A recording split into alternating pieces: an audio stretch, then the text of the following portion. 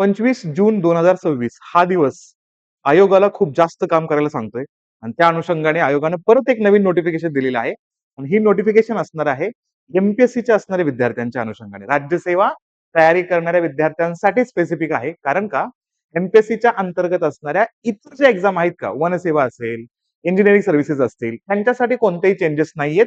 Changes आहेत proper वेनं राज्यसेवेच्या अनुषंगाने विद्यार्थी जे तयारी करतात त्यांच्यासाठी. काय आहे एक्झॅक्टली नोटिफिकेशन तर तुम्हाला थंबनेल पाहून कळालं असेलच की ऑप्शनलचा सब्जेक्ट आता या ठिकाणी उडवून टाकलेला आहे. ऑप्शनलचा सब्जेक्ट संपवलेला आहे या असणाऱ्या नोटिफिकेशनच्या अंतर्गत. काय आहे एक्झॅक्टली काय बदल होतो या असणाऱ्या परीक्षांच्या अंतर्गत ते आपण या ठिकाणी या असणाऱ्या मुद्द्यामध्ये सर्च करूया. ठीक आहे.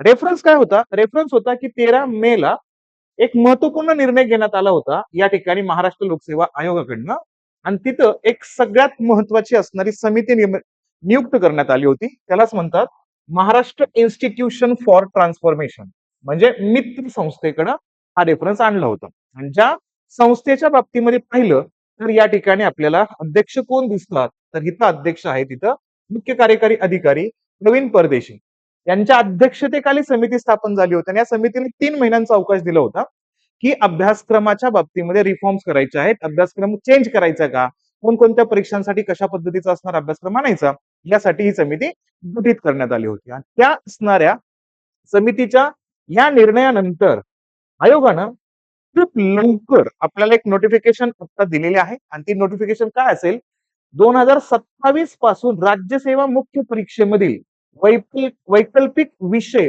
वगळण्याबाबत ऑप्शनल सब्जेक्ट हा ड्रॉप होणार आहे त्या संदर्भातलं असणार हे नोटिफिकेशन आपल्याला दिसत आहे. मग 24 जून 2022 रोजीच्या प्रसिद्धी पत्रकान्वये जाहीर केल्यानुसार महाराष्ट्र नागरी सेवा राजपत्रित गट अ गट ब अंतर्गत राज्यसेवा मुख्य परीक्षेच्या परीक्षा योजनेनुसार सद्यस्थितीत उमेदवारांना वैकल्पिक विषयाचे 2 पेपर हे कंपल्सरी आहेत अनिवार्य आहेत. देशातील तामिळनाडू तेलंगणा मध्य प्रदेश गुजरात राजस्थान पंजाब हरियाणा उत्तर प्रदेश बिहार इत्यादी लोकसेवा आयोगांनी त्यांच्या राज्यसेवा मुख्य परीक्षा पद्धतीमधून वैकल्पिक किंवा ऐच्छिक विषय वगळले असून त्याऐवजी अधिक एक समान प्रमाणित मूल्यमापन पद्धतीचा अवलंब केलेला आहे. हा असणारा रेफरन्स जोडून त्यांनी दिलाय या असणाऱ्या राज्यांच्या पब्लिक सर्व्हिस कमिशनच्या असणाऱ्या अभ्यासक्रमाचा आढावा घेत. सोबत काय दिलाय त्याच बेसवरती त्याच धर्तीवरती सर्व बाबींचा साकल्याने विचार करून महाराष्ट्र आयोगाने महाराष्ट्र नागरिक सेवा राजपत्रित गट अ गट ब अंतर्गत राज्यसेवा मुख्य परीक्षेतील असणारा वैकल्पिक विषय वगळण्याचा निर्णय घेतला आहे.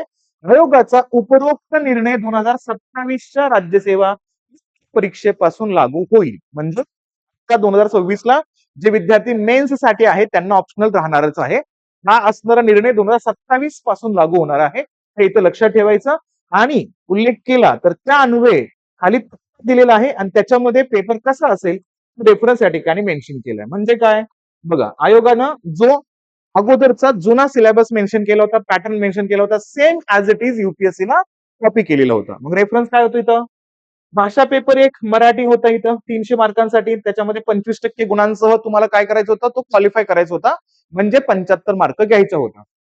पेपर 2 होता भाषा पेपर क्रमांक 2 इंग्रजीच्या अनुषंगाने तो सुद्धा 300 मार्कांचा असेल 75 मार्क घेणं अपेक्षित होतं. त्यानंतर निबंध असेल मराठी किंवा इंग्रजीच्या अनुषंगाने पाहिलं तर 2 एसे लिहायचे होते 250 मार्कांना. जीएस पेपर 1 चा उल्लेख केला तर ज्याला जनरली आपण हिस्ट्री असेल जिओग्राफी असेल आर्ट अँड कल्चर असेल सोसायटीचा उल्लेख आपण याच्यामध्ये करतो 250 मार्कांना. सामान्य अध्ययन 2 ज्याला जनरली आपण पॉलिटी असेल गव्हर्नन्स असेल सोशल जस्टिस असेल आयआर असेल त्याच्यामध्ये 250 मार्क.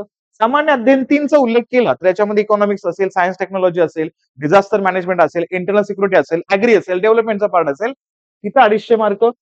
4 चा उल्लेख केला तर त्याच्यामध्ये एथिक्स इंटिग्रिटी आणि ऍप्टिट्यूडचा रेफरन्स असेल 250 मार्क. आणि ऑप्शनल पेपर 1 आणि ऑप्शनल पेपर दुसरा म्हणजे एका ऑप्शनलचे 2 पेपर असे 500 मार्कांचा असणारा ऑप्शनल याच्यामध्ये होता. म्हणून टोटल मार्क होते 1750. इंटरव्ह्यू होता 275 मार्काचा आणि मेरिट लागत होतं 2025 मार्कांपैकी. होणार आहे या ठिकाणी आता दोन्ही ऑप्शनलचे पेपर उडवले म्हणजे एकाच ऑप्शनलचे 2 पेपर या ठिकाणी कॅन्सल केलेले आहेत. फक्त राहिला फॉर्मॅट कुठला कंपल्सरी सब्जेक्ट या ठिकाणी 2 असतील तुमचे मराठी आणि इंग्रजीचे 300 मार्काचा असणारा पेपर असेल, 25% क्वालिफाईंग असणारे पर्सेंटेज असेल, त्याच्यामध्ये 75 मार्क घ्यायचे तुम्हाला. सुद्धा उल्लेख केला तर तुम्हाला एसए असणारे 250 मार्कांचा, जीएसचे 1, 2, 3, 4 पेपर असणारे 250 मार्काचे, म्हणजे जीएसचे पेपर 1000 मार्काचे, एसएचा पेपर 250 मार्काचा, असा तुम्हाला लेखी परीक्षेच्या अनुषंगाने 1250 मार्क असणार आहेत फक्त. आणि मग मुलाखत असेल 275 मार्काचा, असं टोटल तुमचं मेरिट लागणार आहे 1525 मार्काचं. ठीक आहे, ऑप्शनल ड्रॉप झालेला आहे पूर्णतः, हे इथं लक्षात घ्यायचं आपल्याला. ठीक आहे, वरील निर्णयानुसार राज्य सेवा मुख्य परीक्षेची सुधारित योजना आयोगाच्या संकेतस्थळावर स्वतंत्ररित्या प्रसिद्ध करण्यात येईल, हे पण क्लॅरिटी दिली.